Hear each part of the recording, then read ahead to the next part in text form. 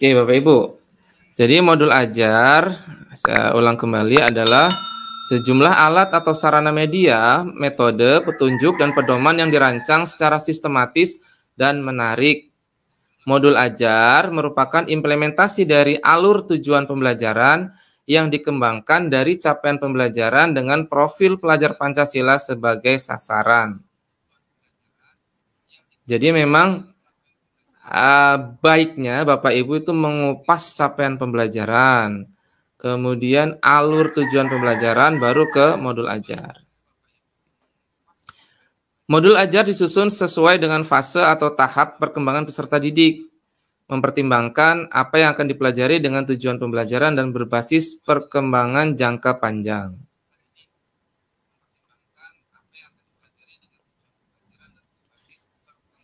Guru dalam satuan pendidikan diberi kebebasan untuk mengembangkan modul ajar sesuai dengan konteks lingkungan dan kebutuhan belajar peserta didik. Nah, oke Bapak Ibu, jadi ada 3 komponen. Pertama, informasi umum. Yang kedua, komponen inti. Yang ketiga adalah lampiran. Ya, informasi umum, komponen inti, dan yang ketiga adalah lampiran.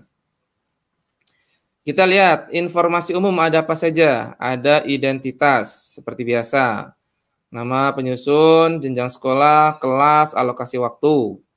Jangan sampai tidak ada identitas modul. Kemudian ada namanya kompetensi awal. Kompetensi awal adalah pengetahuan dan atau keterampilan yang perlu dimiliki siswa sebelum mempelajari topik tertentu. Kemudian yang selanjutnya adalah adanya profil pelajar Pancasila. Jadi targetnya profil pelajar Pancasila itu apa yang akan kita capai gitu.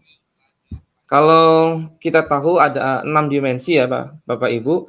Kalau saya menyingkatnya itu adalah makan roti manis ya. Ma itu Maha Esa, kan berkebinekaan global, ro itu royong, ti itu tif ya, kreatif, manis, mandiri, dan kritis gitu. Jadi makan roti manis gitu. Jadi nanti pelajar Pancasilanya tidak harus 6-6-nya, 4 atau 3 ya, atau 5 tidak apa-apa gitu, atau hanya 2, tapi saran saya sih dari 6 minimal 3 lah separohnya. Masih profil pelajar Pancasila. Kemudian di sini ada sarana prasarana ya Bapak Ibu. Seperti biasa sarana prasarana apa yang dibutuhkan gitu, menyiapkan alat dan bahan. Bahkan kalau biaya boleh, biaya yang harus dikeluarkan nanti diajukan ke bendara bos misalnya gitu. Saya butuh ini, tidak masalah gitu. Kemudian nanti ada target peserta didik. Nah, modul ajar kita itu akan kita gunakan untuk peserta didik reguler saja, atau bisa digunakan untuk peserta didik dengan kesulitan terbatas gitu ya. Atau bisa digunakan di sekolah SLB gitu misalnya. Atau bahkan bisa digunakan untuk siswa cerdas istimewa atau siswa akselerasi gitu ya. Kalau di Pringsewu, SMA 1 Pringsewu itu Parangga, itu ada SCI itu, siswa cerdas istimewa gitu. Nggak tahu sekarang masih ada atau tidak. Jadi memang mereka itu di SMA hanya 2 tahun. Jadi bukan diloncatin gitu ya, tapi memang mereka itu dipadatkan dan dipercepat. Bahkan mereka tuh libur pun tetap belajar gitu. Jadi materi-materinya mereka dipadatkan sehingga materi secara keseluruhan mereka sudah dipelajari dan dikejar selama 2 tahun gitu ya. Kita gunakan yang reguler saja kalau sekolah kita sekolah yang pada umumnya.